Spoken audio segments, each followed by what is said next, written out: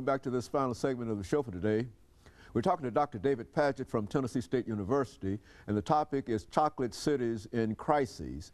And of course, Dr. Padgett, before we had our first commercial break, we promised that we'd give you an opportunity to identify the cities that you designate as chocolate cities, and to say something about each of those cities in reference to the crisis situation that you found through your study. Okay, well, first I'll start off with New Orleans. Now, New Orleans is somewhat unique. It was unique as far as the cities that I've been looking at in terms of in the 9 years that we've been ranking cities in Black enterprise, New Orleans has never made one of the best cities. But New Orleans is one of the cities in the U.S. that has one of the largest percentages of African American population, at least before Hurricane Katrina. Now, with less than half of the population back and a lot of the African Americans not going back there, we don't really know what the population looks like right now demographically. As I mentioned before, I will be going down to the Bayou Classic next weekend, and we'll have a chance to look around. I've been to New Orleans twice since Hurricane Katrina, and it's really not the same place. What has happened is the working class is not there because they've been priced out of housing. There are those who lost their houses, but a lot of the renters whose rental properties were rebuilt now are facing having to pay $200, $300, $400 more a month in rent because the insurance rates went up on the landlords, and so they just passed that along to the renters. And so the diaspora from New Orleans who might want to come back and rent, they just can't afford to do it. And so that's very visible, especially when you look at some of the service sectors. But of course, New Orleans with Katrina has all kinds of problems, but they were at one time the murder capital of the United States, even before Katrina. They had all kinds of problems with their police force being corrupt, and even the police force was actually engaged directly in the drug business.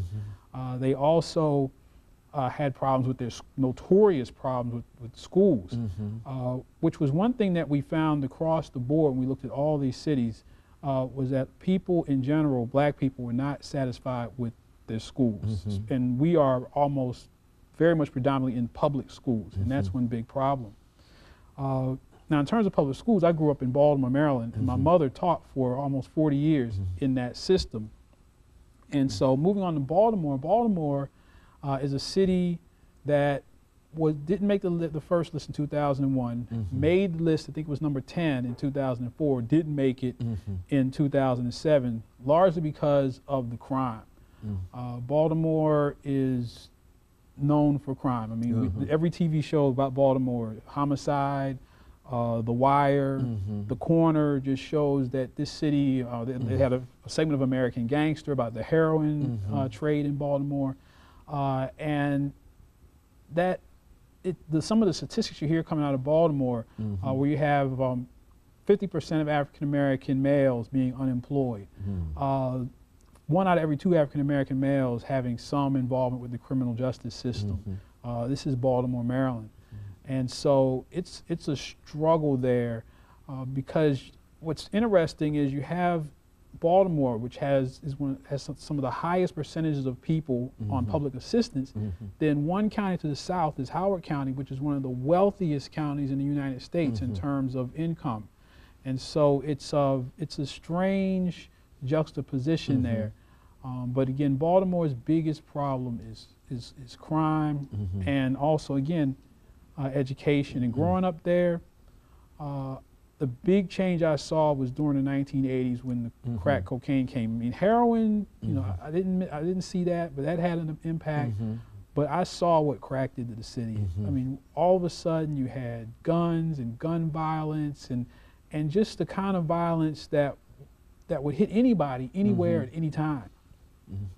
It wasn't this kind of back alley or somebody getting knocked in the head at night violence. I mean, broad daylight, innocent bystander walking down the street, there's a shootout, and some poor child that didn't have anything to do with anything is dead. And so Baltimore's leadership, we've gone through several mayors and several police chiefs who thought they came in with all this enthusiasm, we're going to change the city, and nothing has changed, really. And how Baltimore made it to number 10 in 2004 is an interesting story, but I won't get into it right now. I'll move on to Memphis, which Memphis was on the list in 2001 and 2004 amongst the best cities.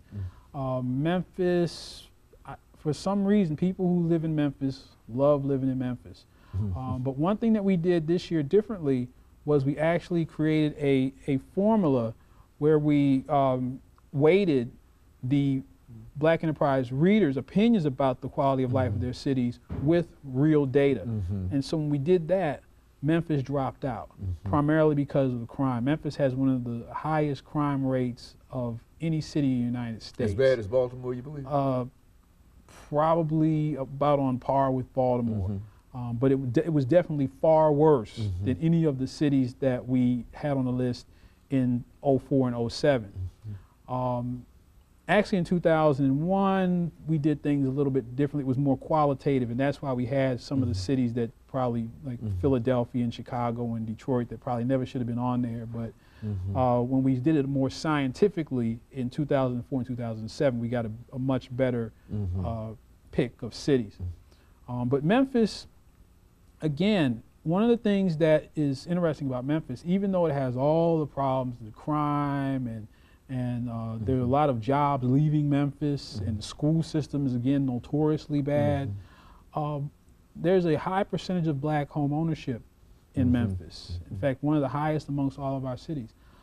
Just anecdotally, I know people who Black people who tried to start businesses here in Nashville, and because of the good old boy and lack of participation we have here, they weren't successful.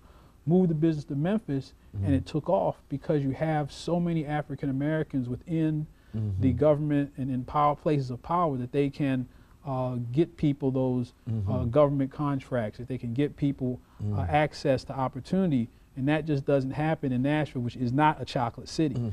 So while on one hand, in chocolate cities such as Memphis, you have the problems, but if you're in business, if you're entrepreneurial, there are a whole lot more opportunities for a person to become successful, and I think that's what put Memphis on the list. Now, Atlanta was #1 in 2004, and it was in second place this year. In fact, Atlanta has been the most consistent high performer. It was #2 in 2001, #2 in 2004, and #1 in 2004, #2 this year. Okay, Dr. Padgett, let's stop here with Atlanta for this second commercial break. After we come back, we'll pick up at that and let you continue this discussion. We'll be back with our audience following this very, very short commercial break.